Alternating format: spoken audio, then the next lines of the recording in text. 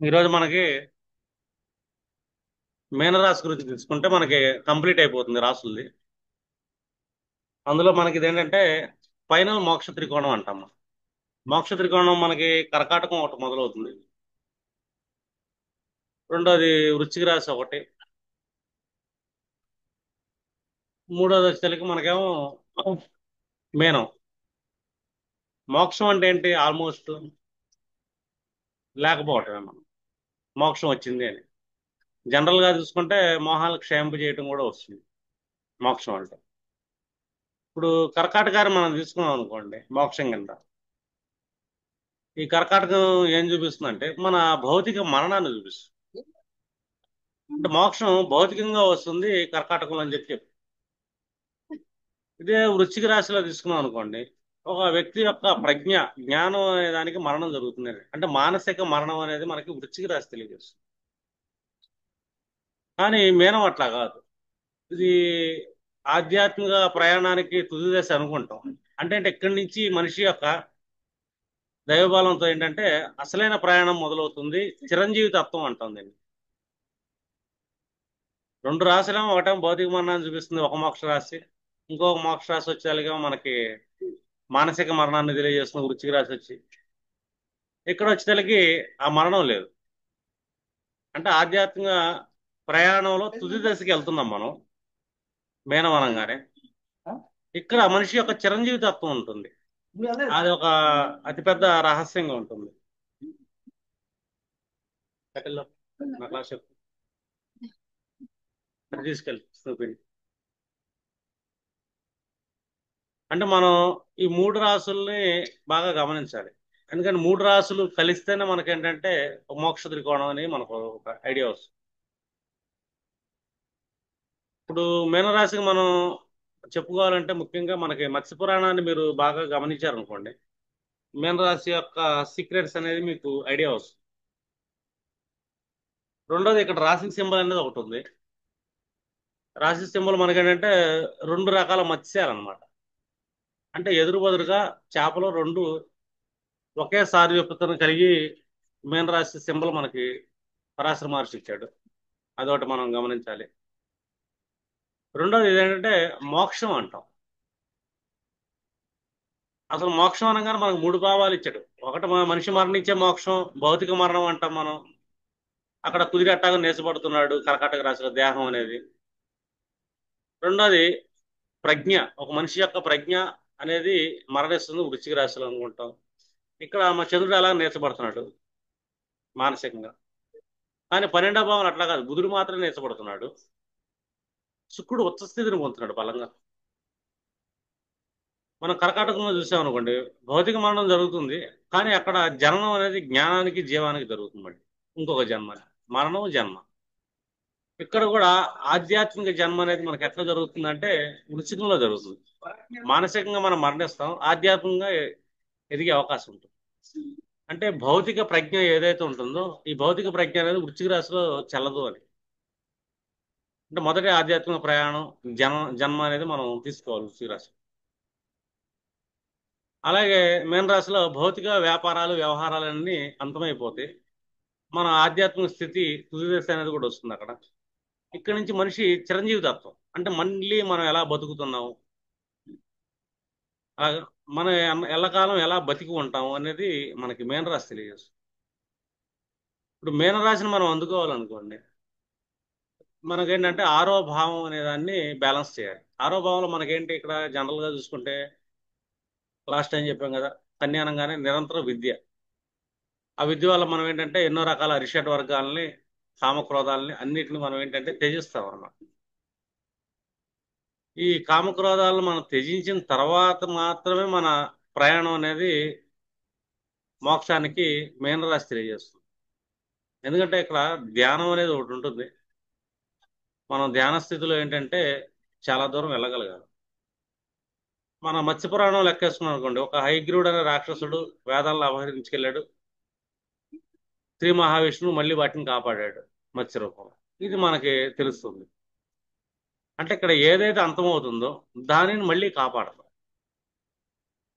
మన జీవన ప్రయాణంలో మనం ఏదైతే సాధించామో దానిని మళ్ళీ ఏంటంటే బయటికి తీసుకురావటం, ఉనికిలోకి తీసుకురావటం. అంటే ప్రతి మనిషి ఏదో ఒక రూట్ కాజ్, ఏదో కాజ్ మీద జన్మిస్తూనే ఉంటాడు.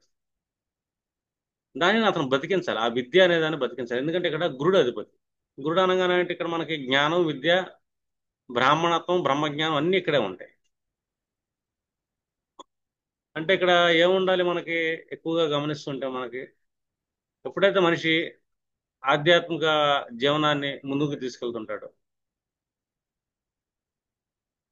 అప్పుడు అతని యొక్క బ్రహ్మత్వాన్ని గుర్తించాలి. అంటే అన్నిటిలోనూ బ్రహ్మనే మనం చూడాలి. బ్రహ్మ జ్ఞానం, బ్రహ్మ పదార్థాన్నే దృశ్య రూపంలో చూడగలగాలి అని. అంటే మన చూపులోనే మనం ఏంటంటే ఎన్నిటినో మనం పుట్టించగలుగుతాం. దీనికి మనం కొన్ని చేపలు ఉంటాయి సముద్రంలో. లారా అనే ఒక జీవి ఉంటుంది. ఆ చేప ఏంటంటే తన కంటి చూపుతోనే వాటి యొక్క గొడ్లను పొదిగి పిల్లలను పుట్టిస్తుంది. అంటే ఇక్కడ కంటి చూపు మనం ఎందుకు తీసుకుంటే, ఇంకా అమ్మవారిని తీసుకుంటే మీనాక్షిని తీసుకుంటాం మీనరాశికి. అమ్మవారి చూపులు పడితే మనకి ఎంతో మంచి జరిగిద్దని. అలాగే గురు దృష్టి కూడా చూసుకుంటాం. అంటే గురుడు తన దృష్టితో ఏంటంటే దేన్నన్నా బతికించగలడు, పుట్టించగలడు అని. అది సమదృష్టి అంటాం మనం. అంటే విపరీతమైన సాత్విక గుణంతో మనం సర్వం సమదృష్టితో చూస్తాం అందరినీ. అంటే వీళ్ళు వేరు వాళ్ళు వేరు అని విభజన గుణం లేకుండా ఏకత్వం చూసుకుంటా మనం ధ్యానం చేయాలి. ఇప్పుడు మనం ఎంతోమంది పురాణాల్లో ఋషులు చూసాం అనుకోండి, మహర్షులు చూసాం అనుకోండి, వాళ్ళకి ఎప్పుడైనా సరే కామక్రోధాల వల్ల ఏదైనా శాపం పెడతారు. ఎప్పుడైతే ఒక మనిషి తన శాపాన్ని పెడుతుంటాడో వాళ్ళు ఏంటంటే తమ తపస్సుతో ఎన్నాళ్ళు సాధించిన శక్తి ఏదైతే ఉంటుందో ఆ శక్తిని కోల్పోతున్నారు అని. తపస్సు వల్ల శక్తిని కోల్పోతే మళ్ళీ ఏం చేయాలంటే ఆ శక్తి కోసం మళ్ళీ తపస్సు చేయాలి. అలా ఒక మనిషి ఏదైనా సాధించడండి, ఎన్నో మంచి పనులు చేస్తుంటాడు.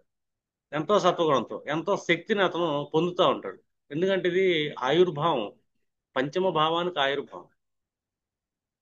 మనం ఎన్నో జన్మల నుంచి తెచ్చుకున్న పుణ్యం ఏదైతే ఉంటుందో ఆ పుణ్యానికి ఆయుర్భావం ఏదైనా ఉందంటే కనుక మళ్ళీ ఇదే మీనరాశి అవుతుంది, అష్టమ భావం అవుతుంది పంచమానికి. అంటే మన పుణ్యం ఎక్కువ పెరగాలి, నశించకూడదు. పుణ్యం పెరిగే కొద్దీ మనకేంటంటే వరద లోకాలకి వెళ్ళటానికి అదొక సహాయం. ఇక్కడ మనం ఎప్పుడైతే మన అరిషడ్ వర్గాలు కానీ, కామక్రోధాల వల్ల కానీ, అహంకారాల వల్ల కానీ, లోభాల వల్ల కానీ, అసూయ వల్ల కానీ, అసూయ ఏంటంటే ఇతరుల మీద మనం ఇది చూపించడం, వాళ్ళు మనకు అన్ని వెళ్తున్నారు, మనకు వచ్చేది ఇచ్చేది, ఇలా ఎన్నో రకాలుగా ఇతరుల గురించి మనం చెడుగా ప్రచారం చేయటం, ఇతరుల గురించి చెడుగా ఊహించడం, ఇదంతా అసూయ కిందకు వస్తుంది. వీటన్నిటిని వదిలేసి ఏకత్వంలోకి వెళ్తేనే అప్పుడు మన పూర్వపుణ్యానికి ఆయుష్ వస్తుంది. చాలా మంది ఏంటంటే వాళ్ళకి తెలియకుండానే వాళ్ళ లోపగుణం వల్ల కానీ, అరిషడ్ వర్గాలు కానీ, అసూయ వల్ల కానీ వాళ్ళు గత జన్మ నుంచి తెచ్చుకున్న పుణ్యాన్ని పోగొట్టుకుంటున్నారు.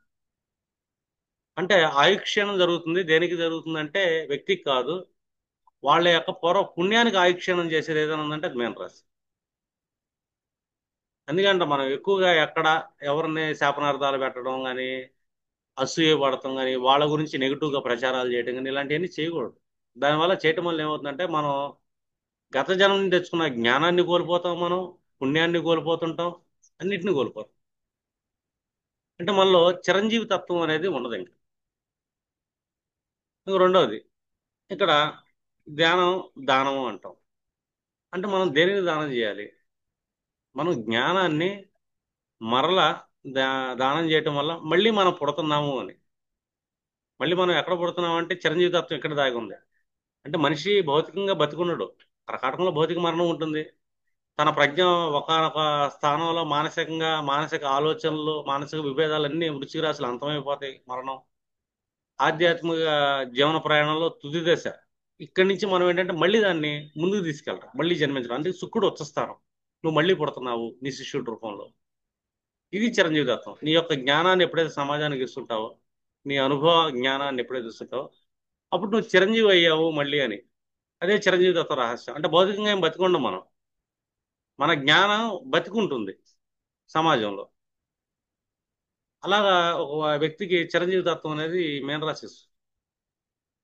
ఇప్పుడు జనరల్ గా తీసుకున్నాం అనుకోండి, దీన్ని వృద్ధాప్యం అని చెప్తాము జనరల్ ప్రెడిక్షన్ లో. ఆ, ఇంకా చూసుకుంటే కనుక దాన్ని మనం ఇన్వెస్ట్మెంట్ హౌస్ అంటాం జనరల్ గా చూసుకుంటే. 12th హౌస్ జనరల్ ప్రెడిక్షన్ లో భౌతికంగా చూసుకుంటే మేన రాశిని ఇన్వెస్ట్మెంట్ చేయటం. ఏం ఇన్వెస్ట్మెంట్ చేస్తున్నావు అంటే నువ్వు ఏదో ఒకటి పెట్టుబడి పెడుతున్నావు. ఆ పెట్టుబడి నీ ఇన్వెస్ట్మెంట్. ఇక్కడ ఎలాంటి పెట్టుబడి ఉందంటే గురువు ఉన్నాడు ఉచ్చ స్థానంలో. అంటే నీ జ్ఞానాన్ని పెట్టుబడిగా సమాజానికి పెడుతున్నావు మళ్ళీ. అంటే రీఇన్వెస్ట్మెంట్ చేస్తున్నావు అని. విన్నాళ్ళు సంపాదించావు, దాన్ని మళ్ళీ రీఇన్వెస్ట్మెంట్ చేస్తున్నావు. ఇంకొక రకంగా చూస్తుంటే దాన్ని దానం అంటాం. అంటే చిరంజీవి తత్వం ఎలా ఉంటుంది? ఆ తత్వాన్ని పొందాలంటే మనకు ఉండాల్సిన గుణం ఏంటంటే మేన గుణాన్ని బాగా అలవరుచుకోవాలి. మేన గుణం ఏంటంటే ఏకత్వం, సమానత్వం. తన దృష్టితోనే, ఇక్కడ దృష్టి అనగానే అంటే గురువు, అంటే తన జ్ఞాన దృష్టి అంటాం మనం. మన జ్ఞాన దృష్టితో ఎన్నో సృష్టించవచ్చు అని అర్థం ఇక్కడ. అంటే ఒక లారా అనే ఒక చేప తన దృష్టితో పిల్లల్ని ఎలా బతుకుతుంది, గుడ్లని ఎలా బతుకుతుంది, అట్లాగా ఇక్కడ మేనం కూడా అది. ఇప్పుడు మనకి మేనంలో ఏమైనా గ్రహాలు పడ్డాయి జనరల్ ప్రెడిక్షన్ చెప్పేటప్పుడు మనం సింపుల్ చెప్తాం, మీరు మీనాక్షి అమ్మవారిని దర్శించండి, అర్థమైందండి, అక్కడ పూజలు అవి చేసుకోండి, మీకు అక్కడ ఏ గ్రహాలు ఏ భావాలు అయితే పడి డిస్టర్బ్ అవుతున్నాయో వాటి యొక్క పరిహారం జరిగిద్ది అని చెప్పి ఒక జనరల్ ప్రెడిక్షన్ చెప్పచ్చు రెమెడియల్ గా చూస్తే. అంటే ఒక మనిషి యొక్క మేనరాశి లక్షణాలు ఎలా తెచ్చుకోవాలి? మనం పుట్టాము, వెళ్ళిపోతాం, ఈ భౌతిక మరణం అయితే జరుగుతుంది మనకు. ఒకనొక టైంలో మనం ఏంటంటే మన మనస్సును కూడా చంపేసుకుని బతకాల్సి వస్తుంది, అది వృశ్చిక రాశి. ఇవన్నీ సమాజంలో జరుగుతూనే ఉంటాయి మనకి. అందుకంటే అష్టమ భావం కష్టాలు ఇస్తుందంటే ఏంటి? ఆ రోజు మన మనస్సు చచ్చిపోవటం, మన ప్రజ్ఞ అనేది మనకు ఉపయోగపడకపోవటం, ఎన్నో అవమానాలు పడటం, మనం ఎన్నో రకాలుగా నెగిటివ్గా ముందుకెళ్ళటం, ఇదంతా వృశ్చిక రాశిలో జరుగుతాం. మిగతా చూసుకుంటే రీసెర్చ్ హౌస్ కూడా అంటారు.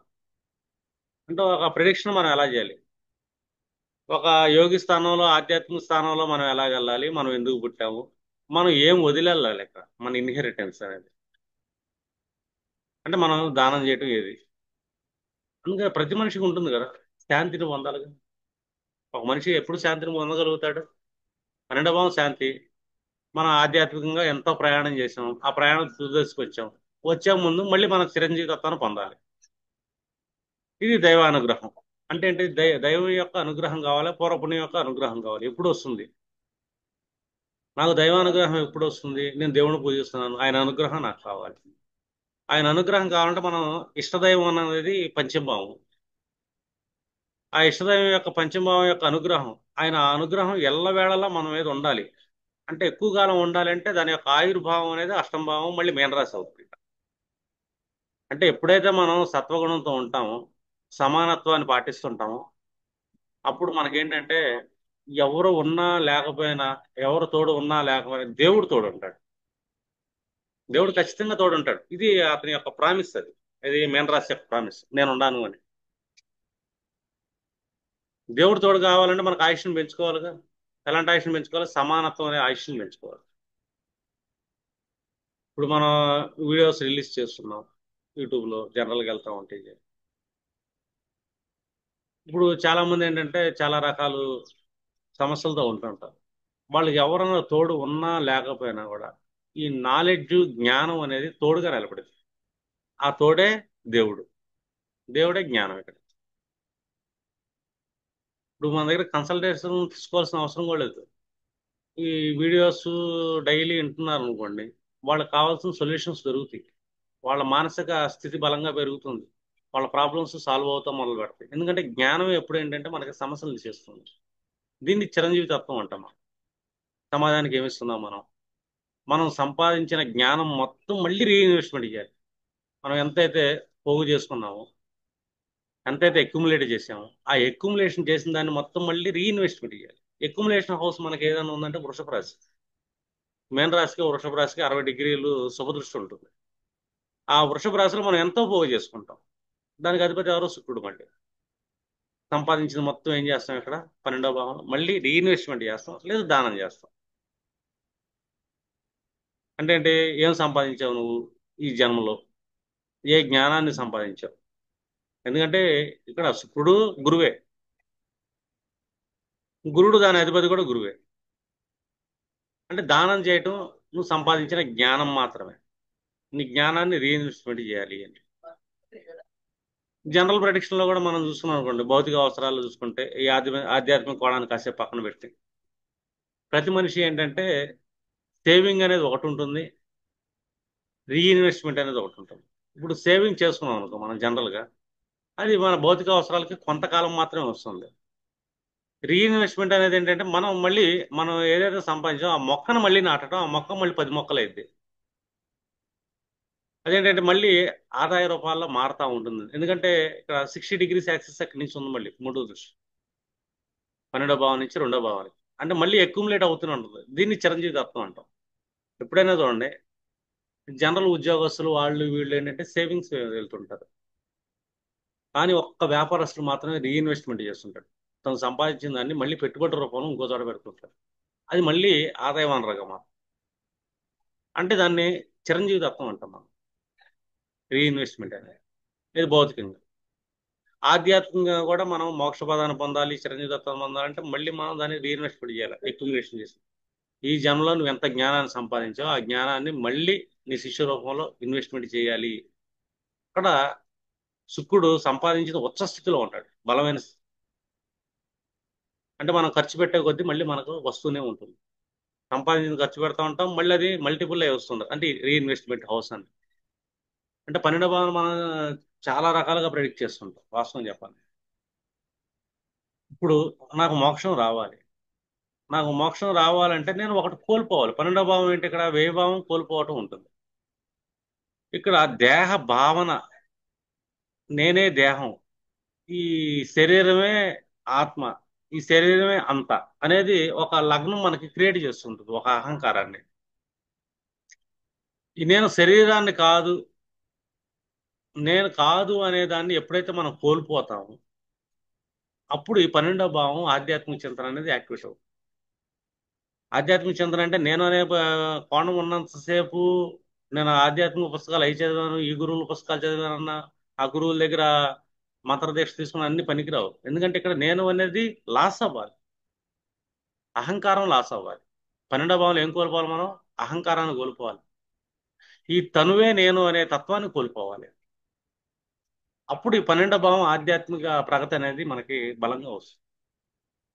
అందుకే అంటాం మేము వేదాలు కోల్పోవటం, మళ్ళీ వేదాలు శ్రీ మహావిష్ణువు బతికించడం. ఇక్కడ మనం 12వ భావం సంబంధించి గ్రహాలు డిస్టర్బెన్స్ ఇస్తుంది వాళ్ళ జాతకంలో. 12వ భావం ద్వాదశ భావాలు, ఈ ద్వాదశ స్కందాలు మనకి దీంట్లోనే ఉంటుంది శ్రీమద్ భాగవతంలో. ద్వాదశ నామం కూడా ఈ ద్వాదశ భావానికి సంబంధించింది. ఇప్పుడు శ్రీ మహావిష్ణువు ద్వాదశ నామం ఏదైతే ఉందో, ఈ ద్వాదశాక్షర నామాన్ని మనం నిరంతరం పఠిస్తూ ఉన్నాం అనుకోండి, ఈ 12వ భావంలో ఉన్న గ్రహాల యొక్క తేజస్సు అనేది పెరుగుతూ ఉంటుంది, వాటి యొక్క నెగిటివిటీ తగ్గిపోతుంది. అంటే ప్రతి గ్రహానికి ఒక క్వాలిటీ ఉంటుంది. ఆ క్వాలిటీని మనం ఏంటంటే మణులతో పోలుస్తాం, రత్నాలు అంటాం.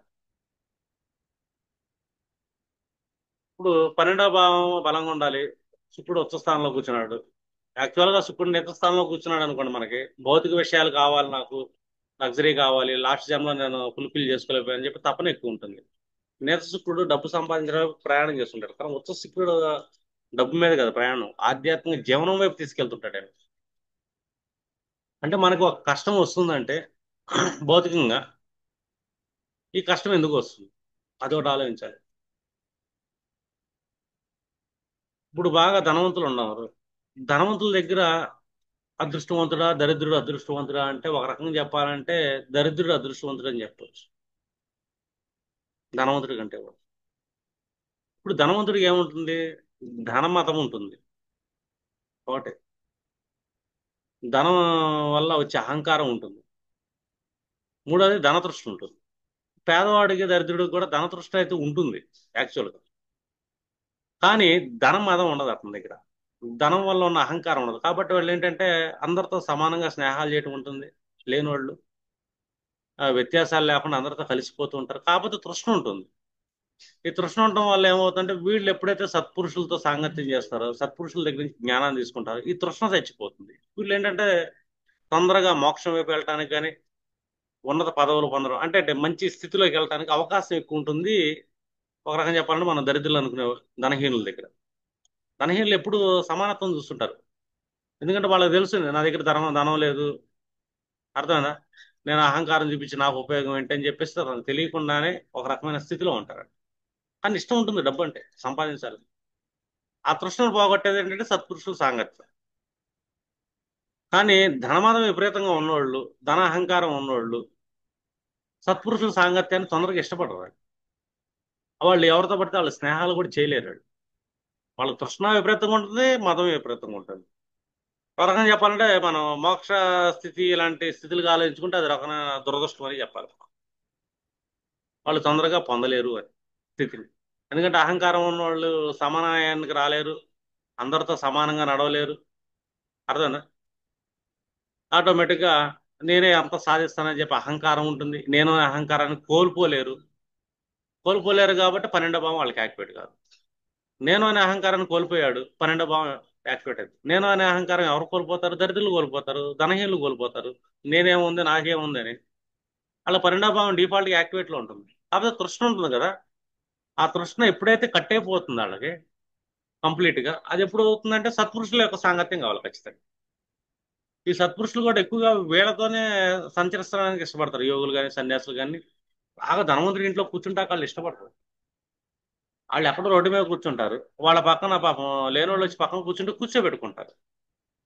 అందుకని సమానత్వం ఇతని దగ్గర ఉంటుంది, వాళ్ళు దిగి కూర్చుంటారు కాబట్టి నేను అనే అహంకారం లేకపోతే వాళ్ళకి ఏంటంటే కొన్ని మంచి విషయాలు చెప్తారు. సత్పురుషులు ఏం చేస్తారు? డబ్బు తెచ్చే ఎవరు, వాళ్ళ ధనతృష్ణ లేకుండా ధనాన్ని ఎంతవరకు కావాలని చెప్పి మంచి మాటలు చెప్తారు, మంచి జ్ఞానాన్ని ఇస్తుంటారు. దానివల్ల ఏంటంటే ఉన్నత పదవులు పొందగలిగే ఆ స్థితి ధనహీనులకు ఉంటుంది, వాళ్ళు సత్పురుషులు సాంగత్యం చేస్తూ ఉంటుంది. ఇది మనకి 12వ భావం స్పష్టంగా తెలియజేస్తుంది. మోక్షం కోసం ప్రయాణించాలి ఒకటి, రెండు మనం ఈ జన్మ ఎత్తినందుకు ఈ జన్మ సార్థకత రావాలి, రెండు చిరంజీవి తత్వాన్ని పొందాలి. వేరే వాళ్ళు చిరంజీవి తత్వాన్ని పొందలేరు, ఎప్పటికీ పొందలేరు. ఎందుకంటే నేను అనే అహంకారం ఉన్నంతసేపు వాళ్ళ చిరంజీవి తత్వం రాదు. ఎందుకంటే వాళ్ళ జ్ఞానాన్ని వాళ్ళు పంచలేరు, ఆ జ్ఞానాన్ని రీఇన్వెస్ట్మెంట్ చేయలేరు వాళ్ళు. డబ్బు అంటే రీఇన్వెస్ట్మెంట్ చేస్తుంటాం, కానీ చిరంజీవి తత్వం రాదు కదా. డబ్బు వస్తుంది, జ్ఞానం అట్టా కాదు. డబ్బు ఉంది, నా దగ్గర 1,00,000 రూపాయలు ఉంది, నేను దానం చేస్తాను, 1,00,000 రూపాయల వరకే దానం చేయగలను. నా దగ్గర ఉన్నదంతా దానం చేయగలను. ఇంకా అంత మించి దానం చేసే కెపాసిటీ నా దగ్గర లేదు. నా దగ్గర 1,00,000 అయిపోయింది కదా, నేను బెకార్ని అయిపోయింది. లేదు, నా దగ్గర 10 కోట్లు ఉండే, 10 కోట్లు దానం చేయాలని నేను సంకల్పించుకున్నా, 10 కోట్ల వరకే దానం చేయగలను. ఆ తర్వాత నేను బెకార్ని. కానీ ఒక్క గురువు మాత్రమే ఎంత దానం చేసినా కూడా అదొక అక్షయం. 100 మందికి దానం చేయొచ్చు, 1000 మందికి దానం చేయొచ్చు, 1,00,000 మందికి దానం చేయొచ్చు, ఒకేసారి 1,00,00,000 మందికి దానం చేయగలుగుతాడు. 10 కోట్ల మంది, 1,00,00,000 కోట్ల మంది, ఎంత మందికైనా దానం చేయగలిగేది జ్ఞానం మాత్రమే. కానీ అంతం కాదు. దీన్ని అంటాం చిరంజీవి తత్వం అని. మిగిలిన విషయాల్లో, భౌతిక విషయాలు ఎక్కడా చిరంజీవి తత్వం ఉండదు. ప్రతిదానికి ఒక లిమిటేషన్ ఉంటుంది. ఇది అన్లిమిటెడ్ ప్యాకేజ్ జ్ఞానం అనేది. ఈ జ్ఞానాన్ని దానంతో ఎప్పటికీ కొలవలేము మనం. ఎప్పుడు మనం జ్ఞానాన్ని ధనంతో కొలవగలుగుతాం అంటే మనలో అజ్ఞానం ఉంటే. అజ్ఞానం ఉన్నప్పుడు మనం జ్ఞానానికి ఒక రేటు కడతాం అజ్ఞానం వల్ల. ఎందుకంటే ఇదేమో అక్షయం, అదేమో క్షయం. ఇదేమో రీఇన్వెస్ట్మెంట్, చిరంజీవి తత్వాన్ని ఇస్తుంది. ఇప్పుడు చాలా మంది ఎవరు గుర్తున్నారు మనకు మహా అయితే చెప్పండి. కొన్ని పుస్తకాలు రాశారు, కొంత జ్ఞానాన్ని సమాజానికి ఇచ్చారు, వాళ్ళు మనకు గుర్తుంటారు, వాళ్ళు బతికే ఉంటారు, వాళ్ళ పేర్లు ఇప్పుడు చెప్పుకుంటాం మనం. ఎప్పుడో ఇప్పుడు పరాశర మహర్షి ఈ రోజు మనం చెప్పుకుంటున్నాం. పరాశర సిద్ధాంతం, జైమిని సిద్ధాంతం, వరాహమిహిర సిద్ధాంతం, ఇలా మహర్షుల పేర్లు చెప్పుకుంటున్నాం కదా. గర్గ మహర్షి. ఎందుకు చెప్పుకుంటున్నాం అంటే వాళ్ళు ఇచ్చిన ఇన్వెస్ట్మెంట్ ఏంటంటే జ్ఞానం. వాళ్ళు చిరంజీవులు, ఇప్పటికీ మన నోళ్ళల్లో నానుతున్నారు అంటే. మిగిలిన వాళ్ళు ఎవరు తెలియదు మనం. ఆ రోజుల్లో చాలా మంది ధనవంతులు ఉండి ఉండొచ్చు. శ్రీకృష్ణుడు జ్ఞానాన్ని పంచాడు కాబట్టి ఆయన గుర్తున్నాడు. ఆయన యుద్ధం చేసిన వాళ్ళు, ఆయన శత్రుత్వం పెట్టుకున్న వాళ్ళు కూడా గుర్తుండరు. మిగతా వాళ్ళు గుర్తులేరు. కానీ చాలా మంది ధనవంతులు ఉంటారు కదా రాజ్యంలో, శ్రీకృష్ణుడితో సమానంగా ఉన్నోళ్ళు, కానీ గుర్తులేరు. అంటే వాళ్ళకి చిరంజీవి తత్వం లేదు అని. జ్ఞానాన్ని పంచాడు మార్కండేయుడు, ఆయన మనకు గుర్తుండాడు. జ్ఞానాన్ని పంచాడు ప్రహ్లాదుడు, ఆయన గుర్తుండాడు. అంటే ఏంటి? ఈ సృష్టి ఉన్నంతసేపు వాళ్ళ గురించి మనం తలుచుకుంటున్నామంటే అది చిరంజీవి తత్వం. ఆ చిరంజీవి తత్వం 12వ భావంలో గురువు తన స్థితిలో ఉంచుకున్న భావం అంటే జ్ఞానం అనే భావం. దాన్ని ఇన్వెస్ట్ చేయండి, ధ్యానం చేయండి. ఎప్పుడైతే మేన రాశి ఫైనల్ స్టేజ్ లో మీరు ఎప్పుడైతే ఒక టార్గెట్ పెట్టుకొని వెళ్ళగలుగుతారో అప్పటి నుంచి మీరు ఏంటంటే మళ్ళీ బతికుంటారు అని. అంటే మన ఆధ్యాత్మికంగా ఒక హైయర్ స్టేజ్ లోకి వెళ్ళిపోయాం. అది తుది దశ అంటాం ఆధ్యాత్మిక స్థితిలో. తుది దశ అంటే ఇంకా ఇక్కడికి మనకేంటంటే ఈ తమో గుణం నాశనం అయిపోతుంది, రజోగుణం నాశనం అయిపోతుంది. ధనవంతులకేమో రజోగుణం బలంగా ఉంటుంది. రజోగుణం ఉన్నంతసేపు వాళ్ళు నేను అనే తత్వాన్ని కోల్పోలేరు. కాబట్టి మేనం యాక్టివేట్ కాదు మోక్షం అనేది. తమో గుణస్తులకు కూడా నేను అనే తత్వాన్ని కోల్పోలేరు. కాబట్టి వాళ్ళకి మేనం అనేది యాక్టివేట్ కాదు, అంటే మోక్ష స్థానం అనేది యాక్టివేట్ కాదు. సత్వగుణం ఉన్నారు, వాళ్ళు కొద్దిగా ఆలోచిస్తారు. సత్వగుణంలో కొద్దిగా మిక్స్డ్ ఉంటుంది కదా. ఆ సత్వగుణాన్ని దాటి వెళ్తాం అంటే ఆధ్యాత్మికంగా సత్వగుణం తీసుకెళ్తుంది. దానిని దాటి వెళ్ళేది ఇది నిర్గుణ స్థితి, తురియ స్థితి, తురియావస్థ అంటాం మనం. ఈ స్థితిలో ఏంటంటే ఆధ్యాత్మిక స్థితి కూడా ఎండ్ అయిపోతుంది.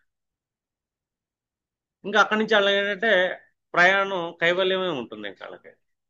ఈ స్థితిలో వీళ్ళు చిరంజీవి దత్తాన్ని పొందే అవకాశం ఉంటుంది, మోక్షం పొందే అవకాశం. ఎందుకంటే దానం చేయాలి మళ్ళీ.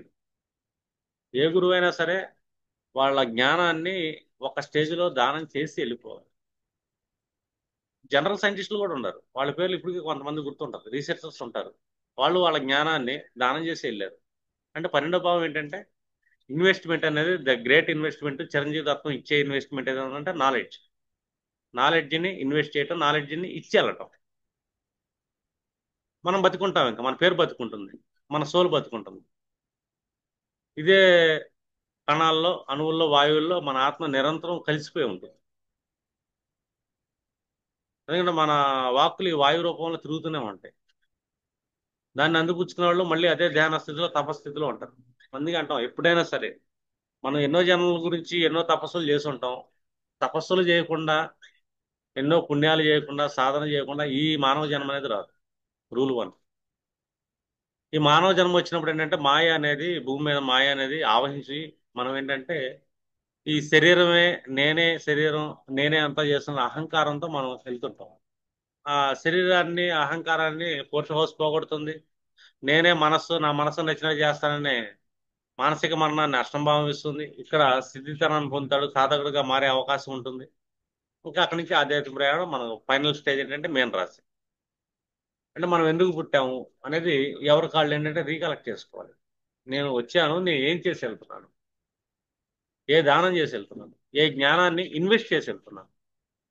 ఇన్వెస్ట్మెంట్ కూడా అది, అదంటే మళ్ళీ మళ్ళీ పెరుగుతూ ఉంటుంది. అలాగే 6వ భావాన్ని దాటి మనం 12వ భావంలో పడతాం. పంచమ భావానికి అది అష్టమ భావం కదా. అంటే ఎన్నో జన్మలు పుణ్యం చేసుకున్నంత ఎక్కడ ఉంటుందంటే నా స్టోరేజ్ నా పంచమంలో ఉంటుంది. నా పంచమానికి ఆయుష్ పెంచుకుంటూ వెళ్ళాలి నేను. అంటే నా పుణ్యానికి ఆయుష్ పెరగాలి. పుణ్యానికి ఎప్పుడైతే ఆయుష్ పెరుగుతుందంటే పంచమ భావంలో మనం ఏంటంటే ఇష్టదైవం అని చెప్తాం, దేవాలయం అని చెప్తాం, మంత్రసిద్ధి అని చెప్తాం పంచమ భావానికి. వీటి యొక్క శుభ ఫలితాలను నిరంతరం మనకు రక్షణ కవచం లాగా ఉండాలి అంటే 12వ భావంలో ఉన్న మేనతత్వం మన దగ్గర ఉండాలి.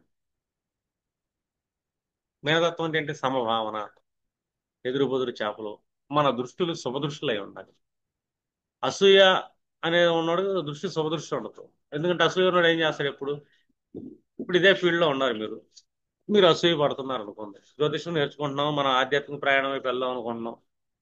ఈ జ్యోతిషాన్ని ఆధ్యాత్మికంగా కాకుండా భౌతిక అవసరాల కోసం మనం వాడుకునే కమర్షియల్ మైండ్ సెట్ లో ఉంటాం అనుకున్నాం. అలాగే చెప్తున్నాం మనం. మనలో ఇంకొక ఆశాదం చూస్తే అసూయ వచ్చే అవకాశం ఉంటుంది కదా. నువ్వు ఎప్పుడైతే అసూయ అనేది వస్తుందో నీలో, నీలో సత్వగుణం అనేది సన్నగిల్లుతుంది. ఈ అసూయ వల్ల ఏమవుతుంది? సమానత్వం అనేది చెడిపోతుంది. నేను అనే తత్వం బాగా పెరుగుతుంది. నేను అనే తత్వం, అహంకారం పెరిగే కొద్దీ 12వ భావం ఆయుక్షీణం అవుతుంది. ఇక్కడ మనకి దేనికి ఆయుక్షీణం అవుతుందంటే నువ్వు గత జన్మ నుంచి పోగు చేస్తున్న నీ పుణ్యాలు క్షీణించబడతాయి. ఇప్పుడు చూడండి, ఎంతో మంది బాగా నడుస్తున్న వాళ్ళు కూడా, నడుస్తున్న లైఫ్లు కూడా, బాగా పుట్టిన లైఫ్లు కూడా, వాళ్ళు day by day, day by day, day by day క్షీణ దశలోకి ఎందుకు వెళ్తున్నారు గమనించారనుకోండి. మన వాళ్ళలో ఫస్ట్ మనకు కనబడేది అసూయ. వాళ్ళు ఎప్పుడు ఇతరుల గురించి నెగిటివ్ గా మాట్లాడుతూ ఉంటారు, ఇతరుల గురించి జడ్జ్ చేస్తూ ఉంటారు. ఇదంతా ఎక్కడ జరుగుతుందంటే అసూయ అనే గుణం వల్ల జరుగుతుంది. ఈ అసూయ అనే గుణం ఏం చేస్తుంది, మన పూర్వ పుణ్యాన్ని హరించేస్తుంది,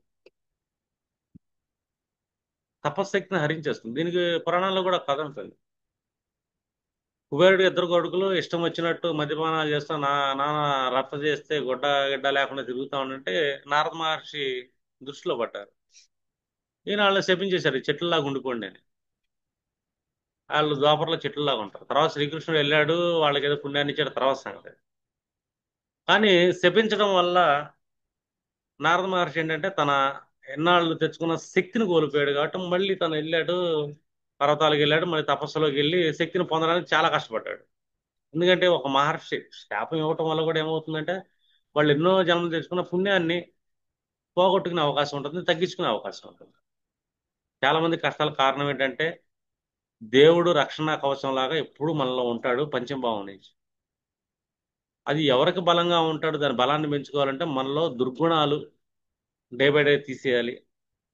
అది ప్రాక్టీస్ మీద తీయాలి, సెల్ఫ్ సజెషన్స్ ఇచ్చుకుంటూ తీయాలి, జ్ఞానాన్ని సంపార్జిస్తూ తీయాలి.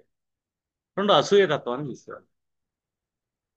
ఎందుకంటే మీకు ఉంటుంది ఫీల్డ్లో, ప్రతి ఫీల్డ్లో కాంపిటేటివ్ మైండ్ సెట్లో, అరిషడ్ వర్గాల మైండ్ సెట్లో అసూయ అనేది ఫస్ట్ వస్తుంది. కానీ మనకు అప్పుడు ఏంటంటే మనం ఎవరిని కోల్పోతున్నాం, దేవుడి నుంచి మనకున్న రక్షణ వలయాన్ని మనం మన చేతులారా నాశనం చేసుకుంటున్నాము అని. ఎందుకంటే ఎప్పుడైనా ఎవరితో కంపారిజన్ చేసుకోమాకండి, ఎవరి గురించి డిస్టర్బ్ చేసుకోండి. మనం ఎందుకు పుట్టాము, మనం ఏం పని చేయాలి, దానికోసం సాధన చేయాలి. ఇతరులతో కాంపిటేటివ్ మైండ్ సెట్, అసూయ గుణాలు పెంచుకోకూడదు. అలా పెంచుకోవడం వల్ల నష్టం పెంచుకున్న వాళ్ళకి యాక్చువల్గా. లేదంటే పంచమభావం యొక్క ఆయుష్ తగ్గిపోతుంది కదా. నువ్వు బతికినన్నాళ్ళు నీ పంచమభావం ఆయుష్ ఉండాలి, ఆ పుణ్యం అట్టాగే ఉండాలా, మరు జన్మలోకి అదే పుణ్యం ఉండాలి, ఇంకా పెరిగి ఉండాలి. నీ మహావృక్షం పెరుగుతూ ఉండాలి, కానీ ఆ వృక్షం నాశనం అయిపోకూడదు, క్షీణించబడకూడదు.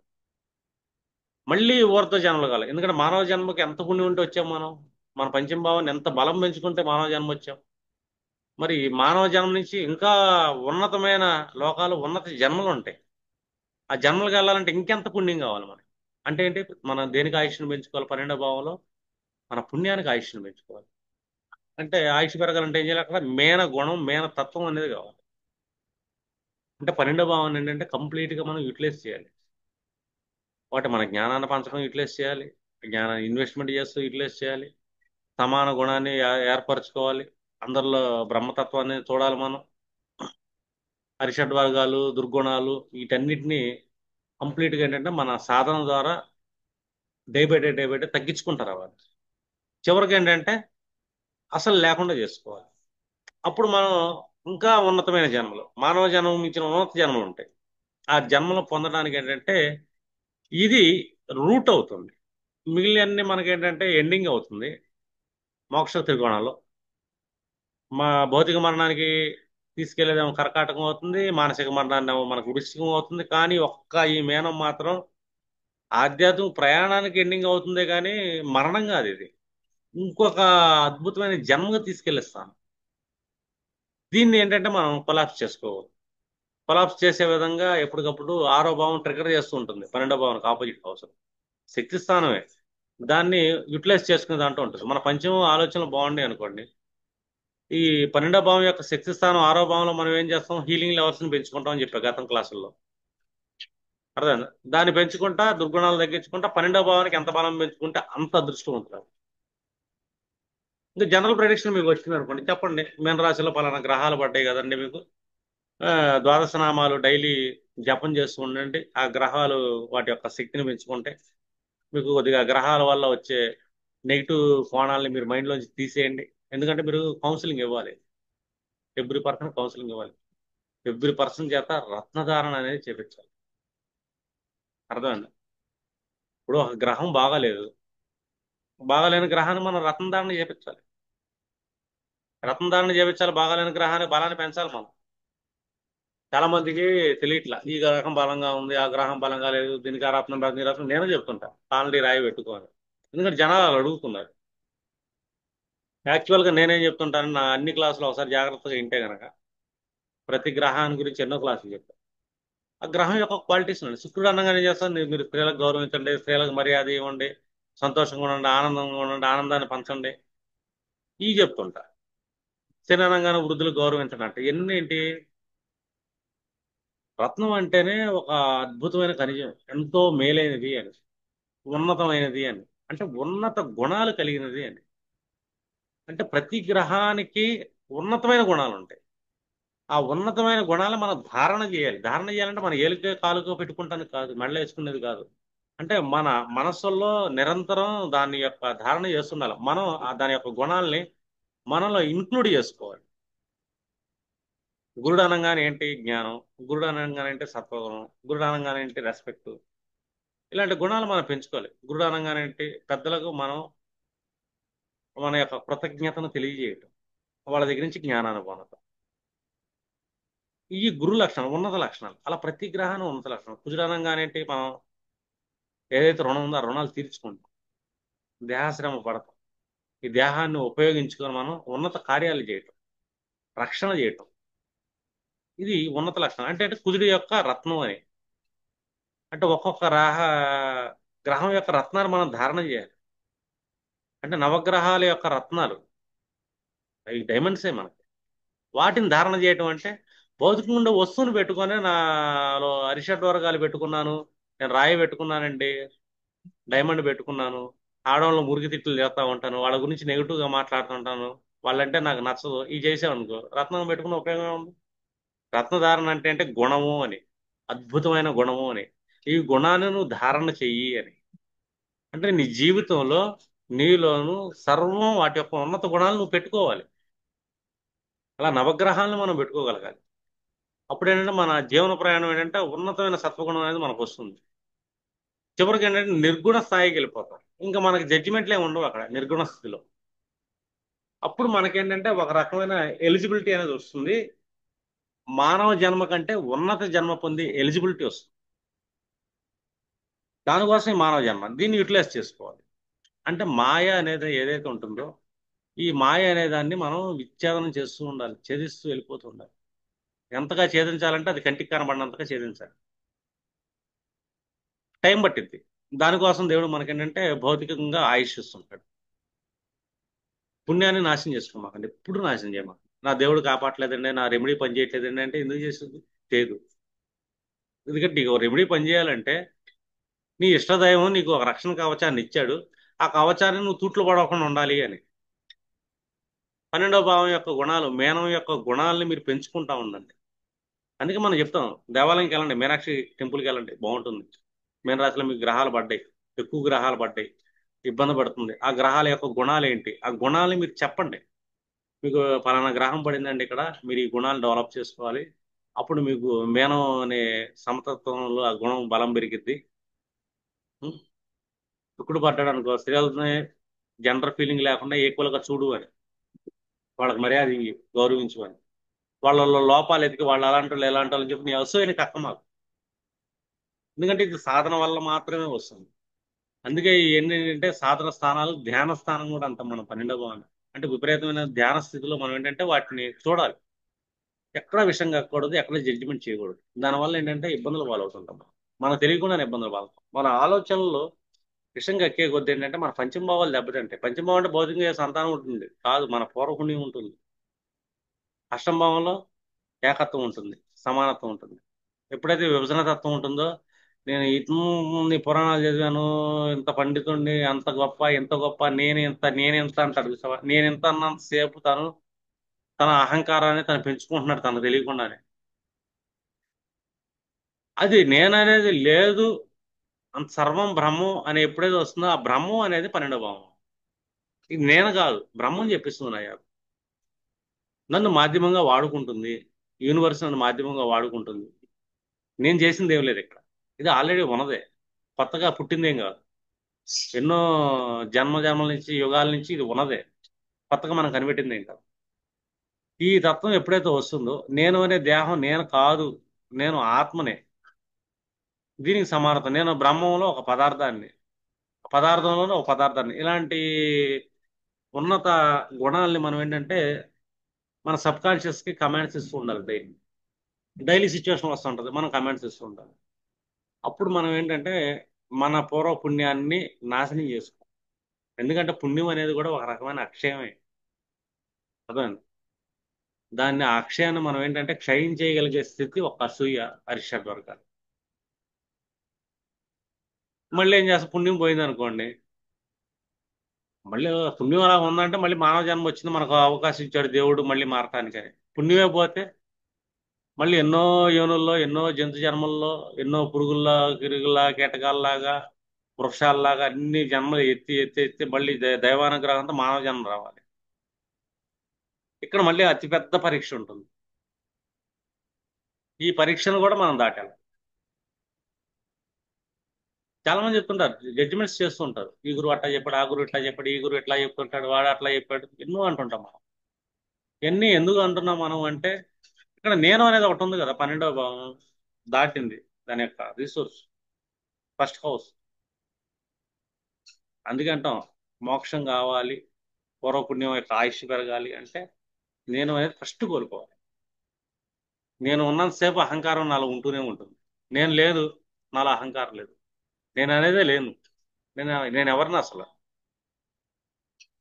ఇలాంటి ప్రశ్నలు మనం వేసుకుంటాం. ఫస్ట్ నేను ఎవరైనా ప్రశ్న వేసుకుంటేనే ఆధ్యాత్మిక ప్రయాణం మొదలవుతుంది. అర్థం. అసలు నేను ఇది కాదు, ఇదంతా అబద్ధం, వీటన్నిటికీ మరణాలు ఉన్నాయి, మనసుకే మరణం ఉంటుంది. ఒకళ్ళ మీద మనసు మనం ఇష్టపడ్డాం, వాళ్ళు నచ్చలేదు, జడ్జిమెంట్ చేసాం, వాళ్ళ మీద నాకు ఇష్టం చచ్చిపోయింది, అంటే మానసిక మరణం జరిగిందిగా. ఒకళ్ళ మీద ఇష్టపడ్డాము, వాళ్ళు ఏదో అన్నారు, వాళ్ళ మీద మానసికంగా నాకు చచ్చిపోయింది, మానసిక మరణం జరిగింది ఇక్కడ. అన్నిటికీ మరణాలు ఉంటాయి, కానీ ఆధ్యాత్మిక స్థితికి మరణం ఉండదు, దీనికి జన్మ ఉంటుంది. ఎందుకంట లేనోళ్ళు అదృష్టవంతులు. ఎప్పుడు అదృష్టవంతులు అవుతారంటే ఆ లేనోళ్ళు సద్గురువులు, అర్థం, సత్పురుషుల యొక్క గుణాలు, వాళ్ళ యొక్క జ్ఞానాన్ని పొంది వాళ్ళకున్న ఇతర ప్రశ్నలను ఒక్కొక్కటి ఒక్కొక్కటి ఒక్కొక్కటి క్లియర్ చేసుకుంటూ వస్తే కనుక తొందరగా వెళ్ళేది వీళ్ళే మోక్షం వైపు. చాలా తొందరగా వెళ్ళగలుగుతారు. ఉన్నత లోకాలని వీళ్ళు వెళ్ళగలిగే అవకాశం వీళ్ళకే ఉంది. ఎందుకంటే మేని లేకపోవడం వల్ల ఏంటంటే వాళ్ళకి చాలా రకాల అహంకారాలు, మదాలు ఉండవు యాక్చువల్గా. ఇది రియాలిటీ. కృష్ణ సేపు ఏంటంటే తను తాను పీడించుకుంటా, తను ఇతరులతో విభేదాలు పెట్టుకుంటా, ఇబ్బందులు పాలవుతా, కష్టాలు పాలవుతుంటాడు. అందుకే అంట, సత్పురుషులు గురువుల యొక్క ఆశీర్వాదం, వాళ్ళతో జ్ఞానాన్ని తీసుకుంటాం, వాళ్ళ యొక్క జ్ఞానాన్ని, వాళ్ళ మాటలను అనుసరించడం చెయ్యాలి. అర్థం. పిచ్చ ప్రశ్నలు వేయకూడదు వాళ్ళ దగ్గర, వాళ్ళు ఏం చెప్పారు ఏంటి అని. వాళ్ళు పిచ్చ ప్రశ్నలు వేశారనుకోండి, వాళ్ళకి జ్ఞానాన్ని వీళ్ళు పొందలేకపోతున్నారు అని, అటువైపు ప్రయాణం చేయలేకపోతున్నారు. ఎందుకంటే పిచ్చ ప్రశ్నలు వేయడానికి కారణం ఏంటంటే వాళ్ళ తృష్ణ ఇంకా విపరీతంగా ఉంది, అసూయ, ద్వేషాలు విపరీతంగా ఉన్నాయి. వాళ్ళ దగ్గర సమానత్వం ఉంటుంది, తగ్గి ఉంటారు, అన్నీ ఉంటుంది, నేనన్న తత్వం తగ్గి ఉంటుంది. కానీ ఇతర తరాల వాళ్ళు ఏంటంటే వాళ్ళు కూడా సద్గురులు సాంగత్యం దొరకలేదు అనుకో, వాళ్ళకి కూడా పెద్దగా మోక్షం వైపు వెళ్ళలేరు. అర్థం. ఎందుకంటే 12వ భావం అనగానే మనకు మోక్షం. లేదా అశుభగ్రహాలు పడ్డాయి అనుకోండి, జనరల్ ప్రెడిక్షన్ ఏం చెప్తారు, మీరు వృద్ధాప్యంలో చాలా కష్టాలు పడతారండి, చాలా ఇబ్బందులు పడుతుంటారు, ఈ టైంలో మీరు ఏంటంటే కొంత సేవింగ్స్ చేసుకోండి అని చెప్పాలి. జాగ్రత్త. అర్థం. అపోక్లిమ స్థానం కాబట్టి అది. అశుభగ్రహాలు ఏం చేస్తాయంటే ఆ వయసులో కష్టాన్ని ఇస్తాయి. ఎందుకు ఇస్తాయి? ఈ కష్టంతోనైనా సరే తను ఈ అన్ని మానసికంగా అన్నింటినీ చంపేసుకొని ఆధ్యాత్మిక ప్రయాణం చేస్తాడేమోనండి. మనకు వచ్చే ప్రతి కష్టం వెనకాల మన దేవుడు ఉన్నాడు. అతను మనల్ని ఒకవైపు తీసుకెళ్దామని అతను ప్రయత్నం చేస్తున్నాడు మొండి. అంటే మన పూర్వపుణ్యం తీసుకెళ్దామని చూస్తుంది. అశుభ గ్రహాల వల్ల ఏమవుతుంది 12వ భావంలో, వాళ్ళ అరిషడ్ వర్గాలు బాగా పెరుగుతాయి. ఆ అశుభ గ్రహాలు 12వ భావంలో కూర్చొని అశుభ గ్రహాలు ఏం చేస్తున్నాయి వీళ్ళని? వీళ్ళ పూర్వపుణ్యాన్ని హరించేస్తున్నాయి. పూర్వపుణ్యం ఎప్పుడైతే హరించబడుతుందో ఆటోమేటిక్గా వీళ్ళు బతికుండగానే ఎన్నో కష్టాలు పాలవుతుంటారు. అర్థం. అన్ని రకాల ఇబ్బందులు పడుతుంటారు. మీరు రెండు రకాల ప్రిడిక్షన్ ఇవ్వాలి. ఒకటి, ఆ గ్రహం యొక్క అద్భుత గుణాలని తీసుకెళ్ళండి. అశుభ గ్రహమైనా ఆ గ్రహానికి ఒక రత్నం ఉంటుంది, అంటే ఏంటి, అద్భుత గుణం ఉంది అని. ప్రతి గ్రహం అద్భుత గుణం ఉంటుంది. ఆ అద్భుత గుణాన్ని మనం ధారణ చేసాము, మన పూర్వపుణ్యాన్ని మనం పోగొట్టుకోం. మనకు దేవుడు ఎప్పుడు రక్షణ కావాల్సి ఉంటాయి. అందరూ వెళ్ళిపోయినా కూడా దేవుడు ఉంటాడు మనకి. మన పంచం, మన పూర్వపుణ్యమే మనల్ని కాపాడింది, ఎప్పుడు కాపాడు. చాలా మంది ఏమనుకుంటారంటే నాళ్ళు హెల్ప్ చేశారండి, వీళ్ళు హెల్ప్ చేశారని అనుకుంటాం కాదు. ఆ టైంలో వాళ్ళు ఆ హెల్ప్ చేసే విధంగా వాళ్ళ మనసును మార్చేది మన పొరపుణ్యమే, మన దేవుడే. అర్థమైందా? ఎప్పుడు చేసేవాడు చేయట్లేదంటే మన పూర్వపుణ్యం తగ్గింది అని. ఎందుకు తగ్గింది అంటే మనలో అసూయ రాగద్వేషాలు చాలా ఉంటాయిగా. వాటిని వదిలేయాలని చెప్పేదే 12వ భావం, అంటే లాస్ ఆఫ్ హౌస్ అంటాం. లాస్ ఆఫ్ హౌస్ అంటే జనాలు మాల ప్రెడిక్షన్, మీరు డబ్బులు పెట్టారు ఇన్వెస్ట్ లాస్ అయిపోతారు, నీకు అది జరిగిపోద్ది ఇది జరిగిపోద్ది అని భయపెట్టేది కాదు. 12వ భావం అనేది మరణం కాదు, అది ఉన్నత లోకాలకు తీసుకెళ్లే మరో జన్మ. అది చిరంజీవి తత్వాన్ని ఇచ్చే గుణం ఒక్క 12వ భావంలో ఉంది, ఇంకెక్కడా లేదు. ద్వాదశ భావాలు ఏ భావంలో లేదు. మళ్ళీ బతికించే భావం. ఎందుకంటే మళ్ళీ బతికించడం అంటే ఏంటి, ఎవరున్నారు అక్కడ ఉచ్చ స్థితిలో మృత్యుంజయుడు ఉన్నాడు. మృత్యుంజయ మంత్రాన్ని సాధించిన శుక్రుడు ఉచ్చ స్థితిలో ఉంటాడు. శుక్రుడు ఉచ్చ స్థితిలో ఉన్న చోట మరణం ఎందుకు వస్తుంది? మరణం ఎప్పటికీ రాదు అది. అర్థనా? మరణాన్ని మనం కొని తెచ్చుకుంటాం, కష్టాలను కొని తెచ్చుకుంటాం. సమానత్వం, మేనతత్వం అనే గుణం లేకపోవటం. ఓకేనా? చిన్న క్లాసే, క్లియర్ చేద్దాం.